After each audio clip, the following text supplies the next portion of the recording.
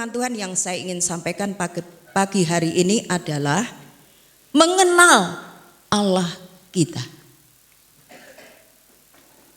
Maka ada pepatah mengatakan, karena tak kenal, maka kita tidak sayang. Ya, kalau kita nanti mengenal akan Allah kita, maka kita dapat mengasihi Dia. Karena firman-Nya itu firman yang akan memberkati kita, perintah apapun selalu diikuti dengan berkat, saudara. Apalagi di musim pandemi saat ini, di mana kesulitan ekonomi terjadi di mana-mana. Saudara sudah membaca Mazmur 91, itu tidak akan kena kepada kita.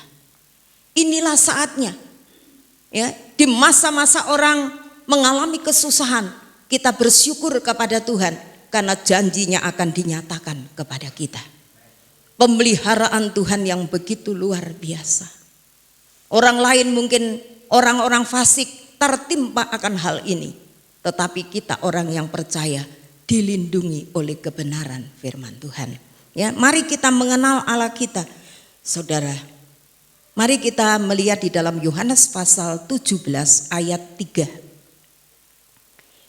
Yohanes pasal 17 ayat 3 yang mendasari kita untuk kita mengenal akan Dia. Mari kita sama-sama bangkit berdiri. Kita akan sama-sama membaca ayat ini. 2, 3. Inilah hidup yang kekal itu, yaitu bahwa mereka mengenal Engkau, satu-satunya Allah yang benar, dan mengenal Yesus Kristus yang telah Kau utus. Terima kasih. Silakan duduk, saudara-saudara. Mengapa kita disuruh mengenal akan Tuhan? Karena ada sangkut pautnya dengan kehidupan yang kekal. Jadi perintah ini bukan hanya diperintahkan saja kepada kita supaya kita mengenal Allah kita. Dia adalah Allah yang benar, Dia adalah satu-satunya Yesus yang diutus ke dalam dunia ini untuk menyelamatkan kita. Tetapi sekali lagi ayat ini mengatakan, inilah hidup yang kekal. Saya katakan berkali-kali saudara, di dalam kehidupan kekal itu berupa paket. Kalau saudara memiliki kerajaan Allah yang kekal, itu di dalamnya ada paket, saudara. Rohani kita dipelihara oleh Tuhan. Jiwa kita dikasih ketenangan, tubuh kita dikasih kesehatan oleh Tuhan. Itu paketnya, saudara. Ya, kebahagiaan, sukacita sementara kita berada mungkin di dalam keadaan yang tidak menguntungkan seperti saat ini. Saya kenal dengan beberapa hamba-hamba Tuhan, saudara-saudara, yang mengatakan bahwa ya, seperti biasa saja. Kita tidak mengalami ketakutan yang berlebihan. Memang kita harus menjaga kondisi kehidupan kesehatan kita. Protokol yang sudah ditentukan mari kita jalani. Tetapi kita tidak perlu takut. Karena ada perlindungan di dalam kehidupan kita sebagai anak-anak Tuhan. Pada pagi hari ini kita dibawa untuk mengenal sifatnya Allah bagaimana, pribadinya Allah bagaimana, mengenal kebenarannya, mengenal kesukaannya Tuhan, dan kita mengenal hukum-hukumnya Tuhan.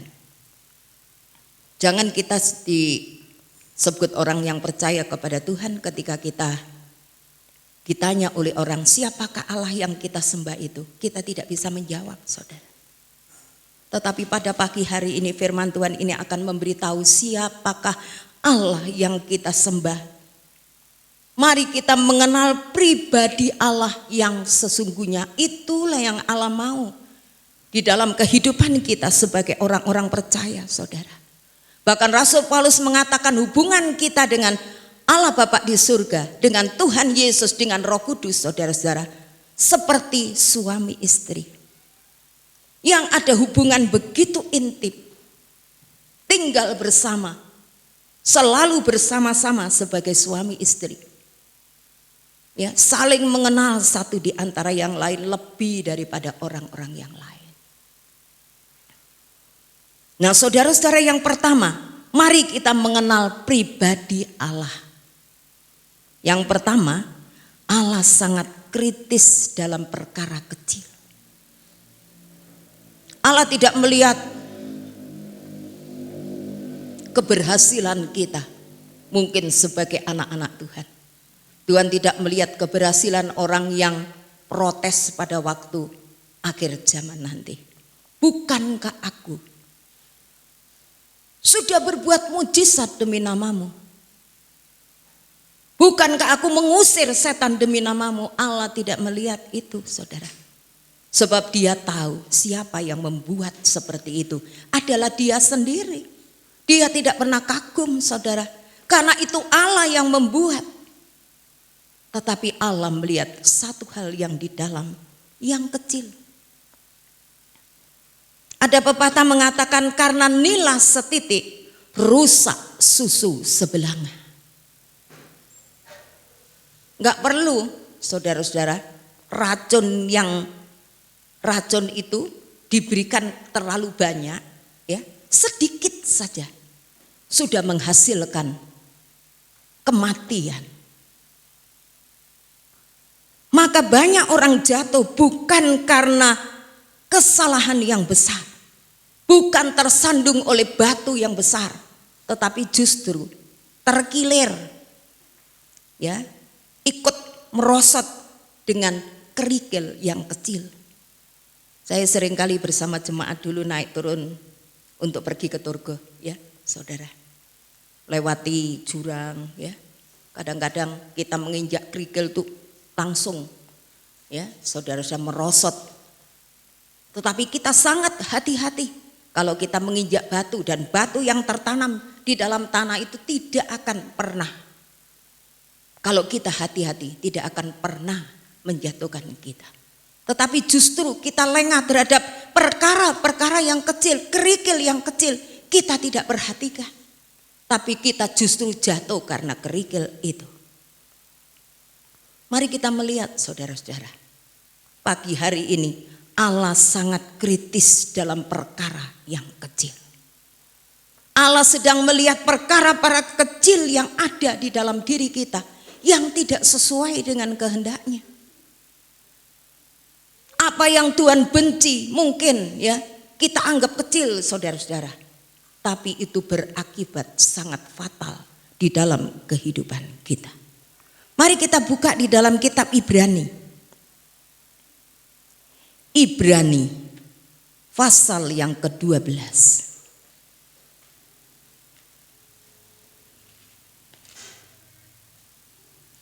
Ibrani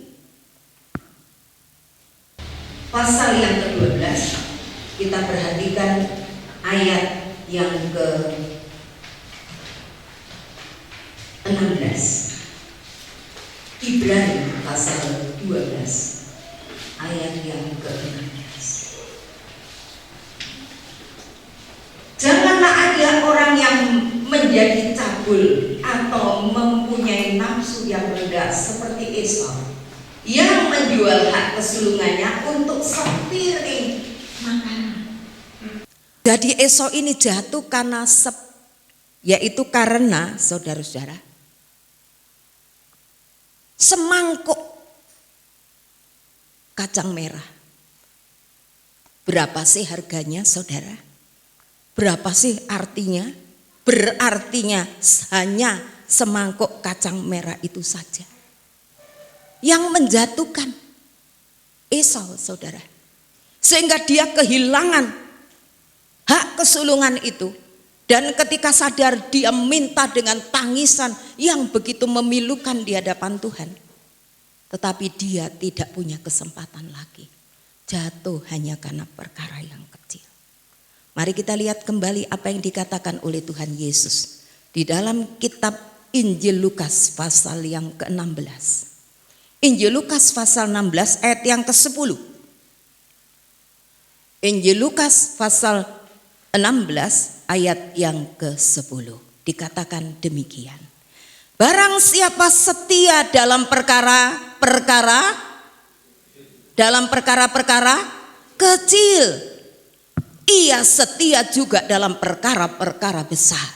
Dan barang siapa tidak benar dalam perkara-perkara kecil, ia tidak benar juga dalam perkara-perkara yang besar. Ini yang Allah ingatkan kepada kita.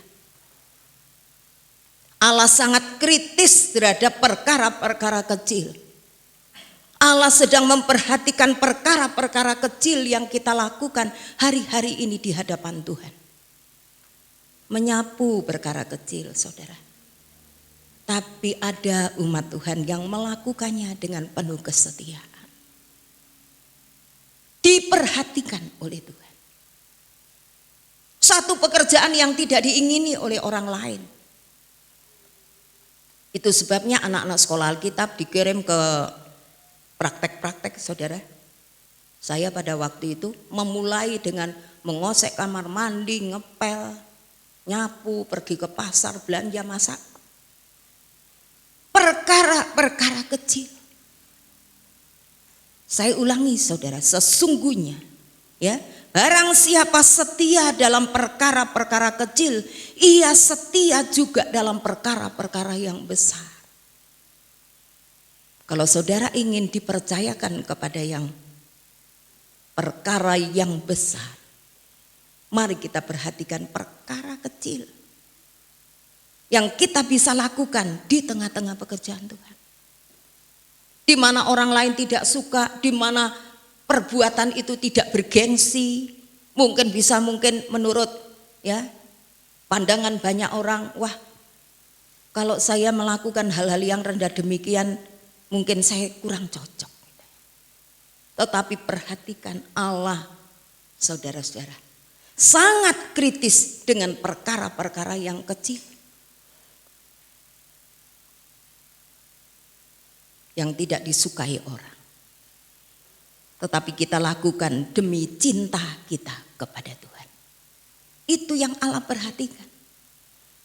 Dan karena kita setia kepada perkara yang kecil, mau melakukan dengan penuh kerelaan pekerjaan-pekerjaan kecil bagi kemuliaan nama Tuhan, maka Tuhan dengan segera katakan, aku akan mempercayakan perkara-perkara yang besar. Ya saudara-saudara, tidak ada kata aku mau melayani yang besar-besar saja. Allah sangat kritis terhadap perkara-perkara yang kecil. Allah mau memulai kita dari bawah. Yesus yang berada di surga, di tempat kemuliaan Tuhan, rela untuk turun ke dunia ini. Ketika dia melakukan perbuatan baik, fitnah, perlakuan tidak adil, penghinaan. Ya saudara-saudara, dia menerima karena dia taat kepada Bapa, untuk mau dan rela menyerahkan dirinya untuk kepentingan kehidupan saudara dan saya. Orang-orang yang rendah itulah yang akan ditinggikan oleh Tuhan. Bagaimana keadaan kita pada pagi hari ini? Saya dan saudara, apakah kita sudah perhatikan perkara-perkara kecil yang kita anggap remeh, tetapi sedang kita lakukan itu? Hal-hal yang tidak berkenan kepada Tuhan yang mungkin orang lain tidak bisa melihat. Tetapi Allah melihat sampai ke dalam relung hati kita yang paling dalam. Dan dia senang memperhatikan perkara-perkara kecil yang saudara lakukan dengan penuh kesetiaan itu. Sebab dia tidak tahan untuk segera memberikan perkara-perkara besar datang di atas kehidupan kita. Apa yang sudah kita lakukan bagi Tuhan selama ini sebagai anak Tuhan, saudara? Pernahkah kita berjuang di tempat ini? Bagaimana caranya memajukan pelayanan pekerjaan Tuhan? Sumbangsi apa yang sedang saudara dan saya pikirkan? Mungkin tidak terlalu besar, tetapi ada sesuatu yang kita ingin untuk menyenangkan akan hati daripada Tuhan. Pada mulanya, ketika saya ingin mengadakan doa puasa rantai 40 hari, mula-mulanya 30 hari, ya, ada yang mengatakan kepada saya, kok tidak 40 hari? Seperti Musa, seperti Tuhan Yesus. Oh iya ya, 40 hari. Saya pesimis ada jemaat yang ikut. Tapi begitu dilontarkan, saudara, saya juga agak kaget serta bersyukur kepada Tuhan. Penuh, jadwal itu penuh, saudara. Bahkan ada di antara kita yang puasanya 40 hari non-stop. Bukan berkala, bukan setiap minggu, tetapi full penuh 40 hari. Berkomitmen untuk ikut doa puasa. Kecil, perkara ini kecil mungkin di hadapan manusia, tetapi kita merendahkan diri di kaki Tuhan, karena ini sebagai sumbangsih bagaimana Allah nanti akan bekerja dengan luar biasa di tempat ini. Justru pada masa-masa pandemi ini, saudara bisa melihat kemuliaan Tuhan, karena Tuhan sanggup mengadakan dari yang tidak ada menjadi ada. Satu jalan tertutup, Tuhan buka jalan yang lain. Amin. Saya sudah perhatikan, saudara, saya sudah perhatikan. Banyak orang-orang susah, justru di masa susah ini dia diberkati oleh Tuhan. Karena dia Allah yang memperhatikan perkara-perkara kecil. Doa pagi kecil, apa buktinya kecil? Karena nggak ada yang mau, saudara. Ya, saudara-saudara, pada pagi hari ini, sekali lagi, kalau kita mengenal Allah, Allah sangat kritis. Sifat Allah sangat kritis, pribadi Allah sangat kritis terhadap perkara-perkara kecil. Memang kita jemaat yang sederhana, saudara. Saya adalah hamba Tuhan yang sederhana, tidak bisa memberikan sesuatu ya seperti hamba-hamba Tuhan mungkin di kota-kota besar, keliling ke luar negeri melayani Tuhan. Bukan itu, saudara. Saya tidak memiliki hal itu. Yang kedua, Allah sangat kritis terhadap kejujuran. Allah sangat kritis terhadap kejujuran. Injil Lukas pasal 16 ayat 11 dan ayat yang ke-12. Tadi ayat 10 sambungannya ada, saudara. Tapi saya ingin membacakan mulai dari ayat 10 sampai ayat yang ke-12.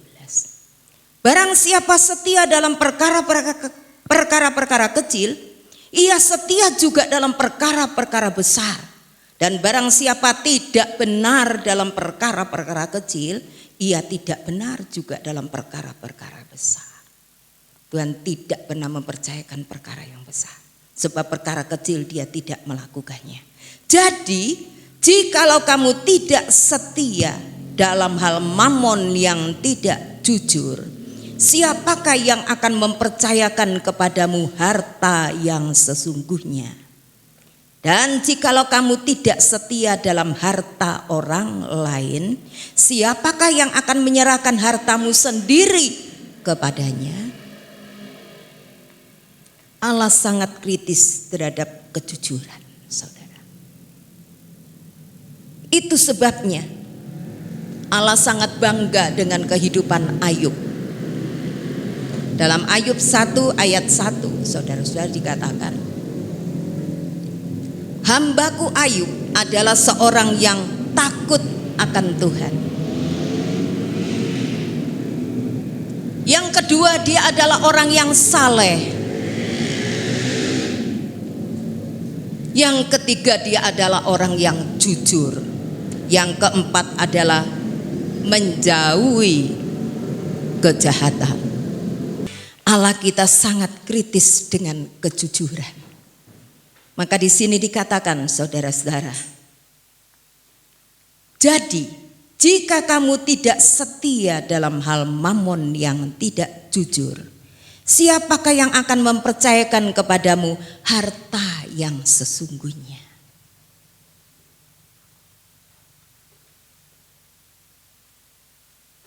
Ayat ini berbicara tentang seorang anak Tuhan yang tidak bisa dipercaya dalam soal keuangan. Nah, saudara-saudara, ketika kita lahir di dalam dunia ini, kita tidak pernah membawa apa-apa. Kita tidak pernah membawa apa-apa. Telanjang, menangis, saudara. Setelah kita dewasa, kita memiliki apa-apa, kita bekerja, kita dapat untung, kita punya rumah, kita punya mobil. Tapi setelah kita tua atau belum tua tapi sudah dipanggil pulang oleh Tuhan, kita pun tidak membawa apa-apa. Kalau begitu, yang kita punya saat ini miliknya siapa? Mungkin saudara klaim, ya punya saya. Benar saudara. Tapi siapa yang memberikan itu kepada kita? Tuhanlah yang membuat itu semua sehingga saudara punya segala sesuatu. Saudara bisa mengamenkan atau tidak? Sadari saudara, apa yang kita miliki hari-hari ini semua karena titipan daripada Tuhan. Kalau kita tidak diizinkan punya rumah, kita nggak akan pernah punya rumah. Banyak orang tidak punya rumah, saudara. Tidak ada tempat tinggal. Kalau saudara tidak diizinkan untuk berhasil di dalam pekerjaan saudara, mencari nafkah, itu pun saudara tidak akan pernah terima. Jadi semua itu berasal daripada Tuhan. Bisakah kita dipercaya dalam hal ini? Yang kita kembalikan untuk kemuliaan dan kebesaran nama daripada Tuhan. Kita itu lagi dipinjami saudara. Nggak ada nanti yang kita bawa. Saudara mungkin punya emas, berlian dan lain sebagainya, tetapi tidak ada satupun yang kita genggam nanti kita bawa pulang ya saudara. Tidak ada. Semua ditinggalkan di dalam dunia ini. Bahkan selembar pakaian terakhir pun kita tidak akan bawa. Bisakah kita memuliakan Allah dengan apa yang kita punya? Itu yang Allah inginkan. Allah ingin kejujuran saudara.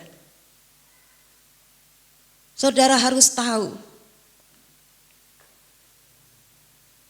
Semua karena berasal daripada Tuhan. Kita sadari karena semuanya itu dari Tuhan. Allah hanya ingin kita memuliakan nama daripada Tuhan. Bisakah kita dipercaya? Kalau kita bisa dipercaya saudara-saudara,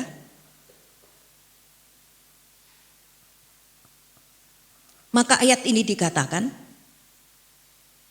jadi jikalau kamu tidak setia dalam harta yang kita miliki, artinya keuangan yang kita miliki, dan kita tidak jujur, siapakah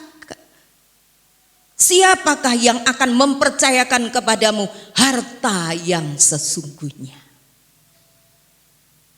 Berkat Abraham itu, saudara-saudara, turun kepada anak cucunya. Berkat yang dapat memberkati bangsa-bangsa. Itu terjadi di Israel, saudara. Bagaimana orang hidup sebagai pilihan Allah. Yang walaupun saudara, bangsa Israel sangat menyakiti hati Tuhan. Tetapi berkatnya itu masih ada sampai hari ini. Menjadi sebuah bangsa kecil tapi pinternya, ya, segala sesuatu teknologinya sangat-sangat luar biasa. Allah kita heran dan besar. Dia akan memberkati kita dengan berlimpah-limpah, saudara-saudara. Pertanyaannya, apakah kita jujur semuanya itu ya untuk kemuliaan nama daripada Tuhan? Bukan berarti semuanya diberikan kepada Tuhan, tidak. Firman Tuhan pernah berkata, seorang petani yang merasakan pada waktu dia panen itu siapa? Ya petani itu sendiri, saudara. Ketika seorang atlet dia menang dalam pertandingan, dia mendapat juara pertama. Siapa yang dapat menikmati? Yang pertama dia, yang kedua mungkin negara. Ya. Yang menikmati terlebih dahulu upahnya, hadiahnya, ya dia sendiri, saudara. Yang kedua, adalah Allah sangat kritis terhadap kejujuran. Mungkin saudara pernah mendengar sebuah cerita di dalam kitab para rasul, Ananias dan Safira. Ketika dia melihat orang-orang mengorbankan hartanya, ditaruh di kaki rasul-rasul untuk dinikmati oleh banyak orang, dia kepingin juga, saudara. Antara kepingin dan cinta kepada diri sendiri, dia menjual dan dia bersepakat suami istri, ya, tanah ini kita jual, kemudian kita akan berikan kepada rasul-rasul, diserahkan kepada mereka. Tetapi sebagian kita tidak menyerahkannya. Tapi kalau ditanya orang, kita menyerahkan seluruhnya. Dan apa yang terjadi, saudara? Allah sangat kritis terhadap kejujuran. Bisakah kita dipercaya dalam segala tindakan kita, kelakuan kita, masalah keuangan dan lain sebagainya yang kita miliki, yang merupakan dipinjami oleh Tuhan itu di dalam setiap kehidupan kita? Rasul Paulus, ya, bukan Rasul Paulus, saudara, murid-murid, rasul-rasul tahu apa yang diperbuat oleh Ananias dan Safira ini. Kemudian dia memanggil suaminya, Ananias, apakah betul harga daripada tanah ini sekian? Betul. Seketika itu juga tergeletak dan mati. Sementara mayat suaminya belum dikuburkan, datang istrinya, ditanya lagi, saudara, apakah yang diberikan ini memang seharga dengan apa yang engkau jual? Iya, mati juga, kedua-duanya mati. Allah sangat kritis dengan kejujuran, saudara. Dan yang ketiga, Allah itu sangat detail, ya, kecil-kecil diperhatikan. Seluruhnya dari awal sampai akhir, tidak hanya yang besar-besar. Dia menciptakan seluruh tubuh kita ini. Kita hanya bisa melihat yang di luar, tetapi yang di dalam ada usus, ada jantung, ada pankreas, ada hati, ya. Saudara, di dalam hati itu ada apa itu yang namanya pait-pait gitu, saudara. Empedu, ya.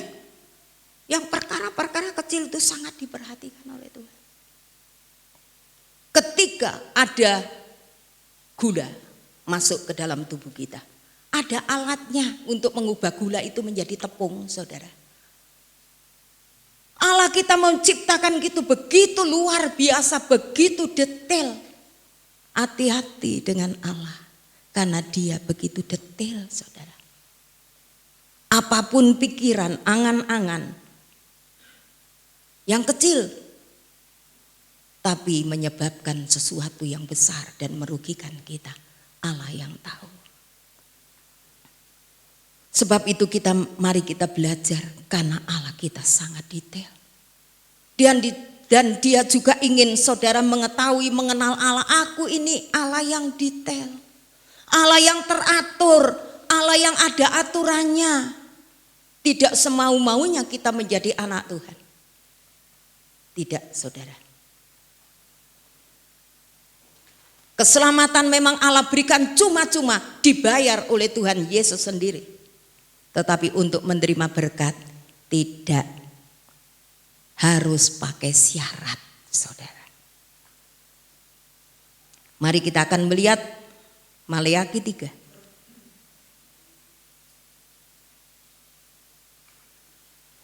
Kitab Maleakhi pasal ketiga. Ayat yang ke-6 saya bacakan secara cepat saja, saudara, ayat 6 sampai ayat yang ke-12. Bahwasanya aku Tuhan tidak berubah. Saudara perhatikan, bahwasanya aku Tuhan tidak berubah. Dan kamu Bani Yakub tidak akan lenyap. Sejak zaman nenek moyangmu kamu telah menyimpang dari ketetapanku dan tidak memeliharanya. Kembalilah kepadaku, maka aku akan kembali kepadamu, firman Tuhan semesta alam. Tetapi kamu berkata, dengan cara bagaimana kami harus kembali? Bolehkah manusia menipu Allah? Namun kamu menipu aku. Tetapi kamu berkata, dengan cara bagaimanakah kami menipu engkau? Mengenai persembahan persepuluhan dan persembahan khusus. Kamu telah kena kutuk, tetapi kamu masih menipu aku, ya kamu seluruh bangsa. Bawalah seluruh persembahan persepuluhan itu ke dalam rumah perbendaharaan, supaya ada persediaan makanan di rumahku. Dan ujilah aku, firman Tuhan semesta alam, apakah aku tidak membukakan bagimu tingkap-tingkap langit dan mencurahkan berkat kepadamu sampai berkelimpahan. Aku akan menghardik bagimu belalang pelahap, supaya jangan dihabisinya hasil tanammu, dan supaya jangan pohon anggur di padang tidak berbuah bagimu, firman Tuhan semesta alam. Maka segala bangsa akan menyebut kamu berbahagia, sebab kamu ini menjadi negeri kesukaan, firman Tuhan semesta alam. Allah kita sangat detail, saudara. Ya, mari kita pelajari ayat-ayat ini. Dari dulu persepuluhan itu menjadi polemik, menjadi perbantahan. Ada yang mengatakan itu zaman Taurat, sekarang zaman perjanjian baru, tidak usah dilakukan. Ya, saya mengikuti dari HP saudara. Ya, di situ ada perdebatan mengenai persepuluhan. Yang satu setuju dan yang satu tidak setuju. Kemudian saya menulis di situ, yang tidak setuju ya jangan memberi, ya, tapi yang setuju melakukan. Yang tidak memberi ya Alkitabnya dicoret, artinya dihapus. Maliaki 3 di blacklist. Firman Tuhan katakan, barang siapa mengurangi atau menambah, tidak boleh firman Tuhan dikurangi, tidak boleh ditambah. Tuhan tidak pernah membatalkan Taurat, tapi digenapi oleh Tuhan Yesus.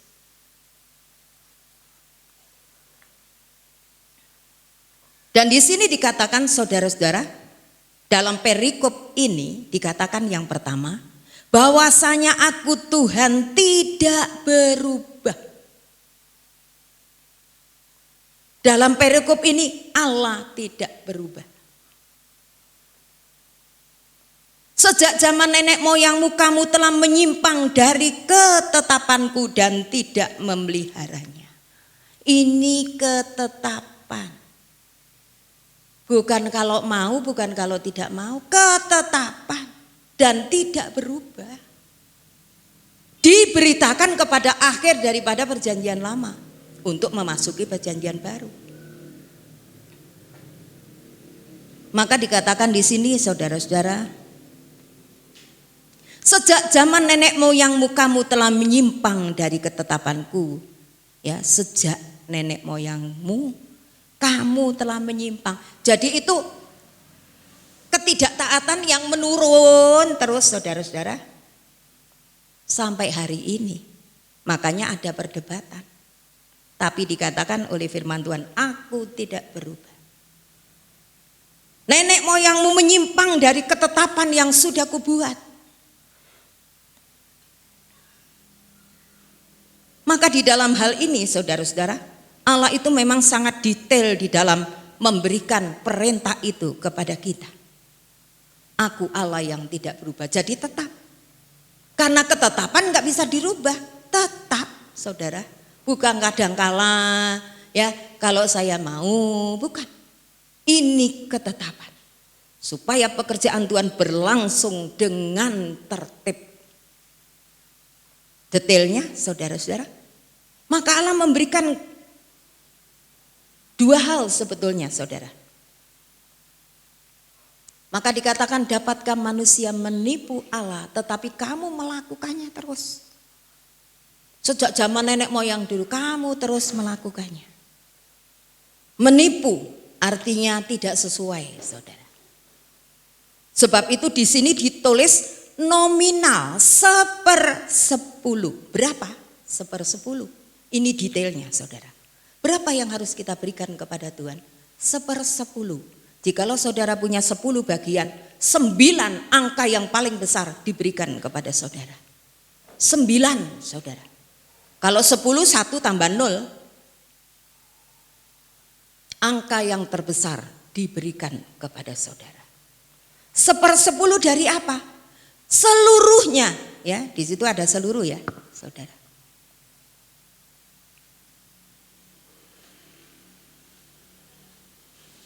Saudara menemukan ayat berapa itu?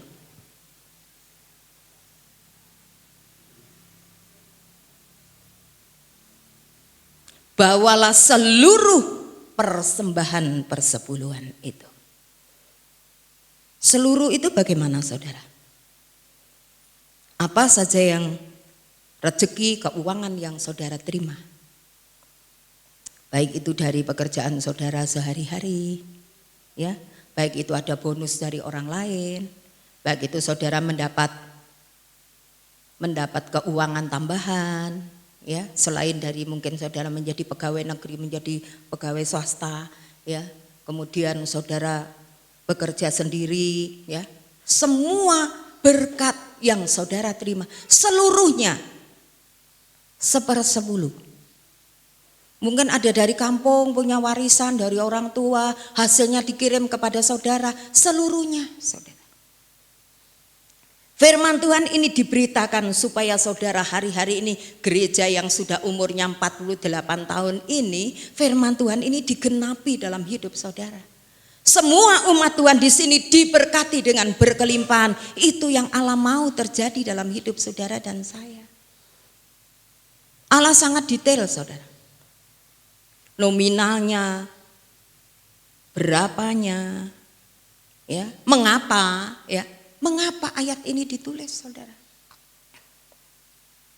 Saya akan ulangi kembali. Mungkin generasi yang masih muda, yang dulu belum pernah bekerja, masih kecil, sekarang sudah mulai bekerja. Para remaja, anak-anak muda yang sudah bekerja, saudara. Pada waktu bangsa Israel masuk ke tanah Kanaan, 12 suku Yakub, anak-anak Yakub. 12 suku kemudian sudah mulai menguasai hampir seluruh tanah Kanaan yang berkelimpahan dengan air susu dan madu. Itu dimulai dengan pembagian tanah. Suku Ruben anak pertama, kamu di sana. Kemudian suku siapa ada tempatnya masing-masing. Hanya satu, suku Lewi. Dia kusuruh melayani pekerjaan di kemah Tuhan. Di tempat pelayanan pekerjaan Tuhan. Suku Lewi yang melayani di sana. Dia tidak diberi tanah untuk lahan mencari nafkah. Kalau rumah, tanah untuk tempat tinggal, iya. Tapi tidak dikasih lahan untuk mengembangkan, untuk cari duit, tidak, saudara. Dan mereka disuruh kalau ada orang membawa domba, membawa kambing, membawa sapi, ya, mereka yang menyembelih, mereka yang membawa itu untuk dipersembahkan kepada Tuhan. Betapa repotnya, saudara. Waktu itu memang di mana bangsa Israel adalah bangsa yang begitu banyak dibebani oleh korban-korban pada waktu itu. Nah, terus makan apa? Karena tidak dikasih lahan untuk pelayanan, yaitu untuk keperluan diri sendiri. Maka Tuhan berkata, bawalah persepuluhan ke dalam. Dan diberikan kemana? Detail, saudara. Diberikan kemana? Ke dalam rumah Tuhan. Supaya apa? Kok uang 1/10 itu diberikan kepada rumah Tuhan? Supaya di rumahku ada makanan.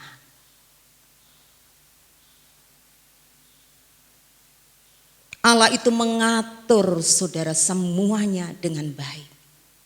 Tidak akan ada hamba-hamba Tuhan yang terlantar, buktinya ada kok saudara. Ada, nggak bisa makan, ada saudara. Sebenarnya Allah sudah mengatur itu semua dengan detail. Supaya ada makanan untuk memberi makan orang-orang suku Lewi yang melayani pekerjaan Tuhan.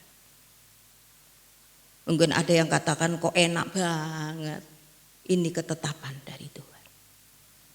Kita nggak bisa berada di luar ketentuan yang sudah ditentukan oleh Tuhan.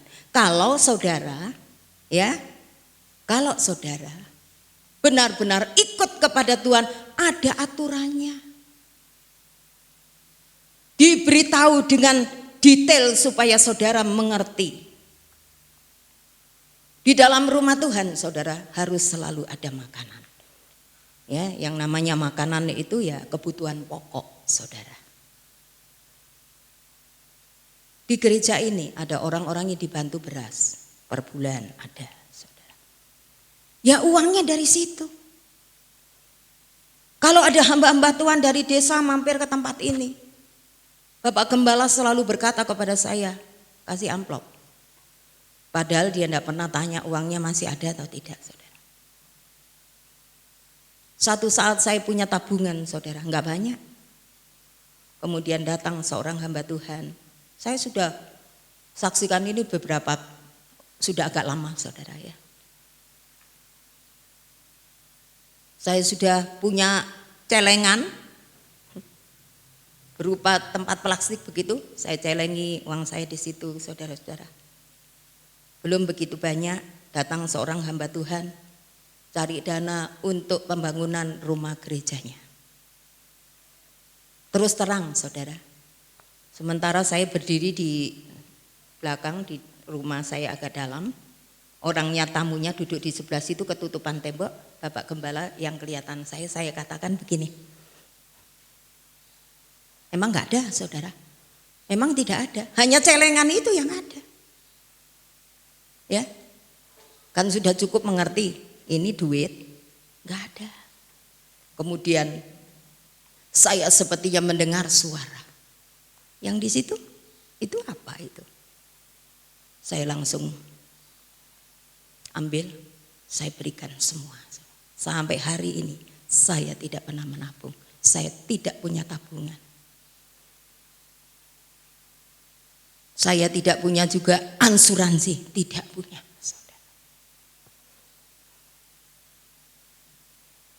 Saya selalu, Bapak Gembala selalu menyediakan. Siapa-siapa yang membutuhkan, saudara. Banyak. Kadang-kadang kami sedih melihat orang, ya, sedang sakit, dia cerita, ya, saudara-saudara. Dan hamba Tuhan, Bapak Gembala katakan, nanti kalau kita punya, ya, kita akan sisihkan untuk itu. Uang persepuluhan bukan kami pakai untuk diri kami sendiri semata-mata. Tidak, karena di dalamnya juga ada rasa tanggung jawab kita di hadapan Tuhan. Allah itu sangat detail saudara-saudara. Uang itu harus dibawa di dalam perbendaharaan rumah Tuhan. Itu yang Tuhan atur saudara. Bukan kita yang atur. Perpuluhan kita sampaikan kemana-mana. Ya, bukan saudara-saudara. Itu nanti ada dua saudara. Persepuluhan dan persembahan khusus. Kalau gereja ini perlu sesuatu, perlu sound system, kemarin perlu kamera dan yang lain-lain. Nah itu persembahan khusus, terserah itu saudara. Saudara mau kasih berapa terserah. Tapi dari uang 9/10 yang saudara miliki. Tetapi kalau 1/10 Tuhan yang atur, bawa ke dalam rumah Tuhan untuk memberi makan hamba-hamba Tuhan. Kita tidak usah ngatur Tuhan saudara. Seperti Saul. Wah ini musuh sudah datang. Samuel belum datang untuk mendoakan. Ya ayo doa sendiri aja. Mengambil tugasnya. Samuel menyesal Tuhan menjadikan Saul menjadi raja. Mengapa ayat-ayat ini diberitakan kepada saudara? Karena di dalamnya itu ada janji, dan janji itu karena saudara dan saya mengenal Dia. Allah itu Allah yang detail. Kalau kamu ini ke sini, ke sini, ke sini, itu detail, saudara. Ya, kita nggak bisa seenaknya. Kita punya keuntungan berapa? Kita ambil saja, kita comot, kita masukkan ke dalam amplop, ditulis persepuluhan. Sebab itu bangsa Israel seperti ini. Kamu telah menipu aku, dan kamu terus menipu aku sampai hari ini. Tuhan menghargai kejujuran kita. Kita nggak bisa seenaknya di hadapan Tuhan. Tujuannya supaya semua saudara hidup dengan berkelimpahan. Tingkap-tingkap langit akan dibukakan kepada saudara. Ya, firman Tuhan disampaikan hari ini bukan berarti Tuhan kita miskin, bukan. Tetapi ketetapan itu sudah diatur oleh Tuhan, sehingga pekerjaan Tuhan bisa berjalan dengan lancar. Ya, pada waktu zaman dulu saudara-saudara, seorang hamba Tuhan, dia juga seorang pengusaha, ya, dan dia menjadi pimpinan pada waktu itu. Setiap bulan 15 kilo untuk hamba Tuhan di pedesaan, dan uang saya lupa berapa, ya, diberikan kepada hamba Tuhan dengan catatan nggak usah mikirkan kehidupan, yang penting layani pekerjaan Tuhan. Saya yang akan menanggung biaya kehidupan hamba-hamba Tuhan. Luar biasa. Sayang anaknya hari-hari ini tidak meneruskan pekerjaan ayahnya, padahal gerejanya besar sekali. Saudara. Semua diatur dengan tertib. Allah begitu detail. Allah begitu punya aturan dari kecil sampai yang terbesar. Allah nggak bisa ditipu, saudara, nggak bisa. Kita bisa menipu orang lain, tapi Allah tidak bisa ditipu. 1/10, saudara. Ya, saudara hitung. Jangan sampai 1/20-nya atau seenaknya, ya. Tulis saja perpuluhan, nggak usah. Kalau itu memang bukan persepuluhan, Allah tidak ingin saudara menulis itu. Allah punya aturan sedemikian ketat, saudara. Kalau saudara ingin tenang, apa yang kita harus lakukan? Pertanyaan ya, saudara. Saudara jawab. Kalau saudara ingin tenang, saudara harus apa? Kan ada lagunya. Apa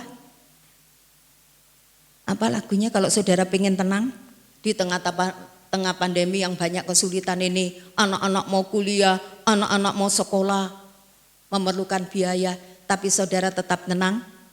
Ayatnya mana? Yang keras, saudara.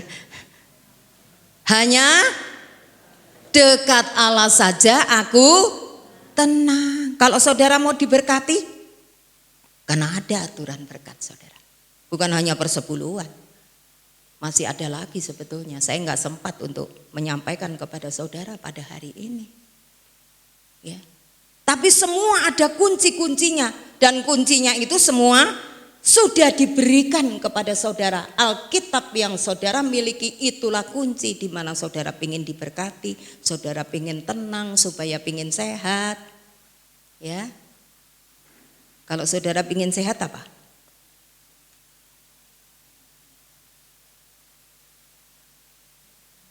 Hati yang gembira adalah obat. Ya. Saudara, puji nama Tuhan. Mari kita mengenal Allah kita seperti ini. Lain kali akan saya sambung Allah kita. Ini hanya satu bagian. Ya. Ini hanya satu bagian, saudara. Tapi mari kita hormati firman Tuhan. Dan saya menjadi kaget, saudara. Saya akan ulangi, persembahan persepuluhan, persembahan khusus wajib diberikan sebagai hukum daripada Tuhan kepada kita. Mari kita kembali tadi masih di Maleakhi 3. Saudara lihat judulnya apa? Saudara baca bersama-sama. Ini yang mengagetkan saya. Jujur saudara, saya belajar, saya mengikuti perikop ini, tapi jujur saya tidak pernah baca judulnya. Judulnya baru saya baca ketika saya mempersiapkan membawa ayat-ayat ini kepada saudara. Judulnya mari kita baca bersama. 2, 3. Yang keras saudara, ya, yang mantap. 2, 3. Pembayaran persembahan persepuluhan menyenangkan hati Allah, bukan menyenangkan hati manusia. Menyenangkan hatinya Allah. Sebab itu Allah, aku tidak pernah berubah. Aku tidak pernah berubah, kata firman Tuhan. Ini ketetapan karena ini menyenangkan hati Allah. Memang saudara, yang membuat judul ini adalah Lembaga Alkitab Indonesia. Tapi saya kira bukan maunya sendiri. Ya, isinya kan kadang-kadang ada kutub di sana apa-apa begitu. Tapi saudara-saudara, ayat judul pada perikop ini adalah pembayaran, mengembalikan persepuluhan, menyenangkan hati daripada Allah. Saudara mau menyenangkan hati Tuhan? Kok enggak mantep? Hanya 3 orang kelihatannya. Saudara mau menyenangkan hati Tuhan? Amin, saya mau menyenangkan hati Tuhan.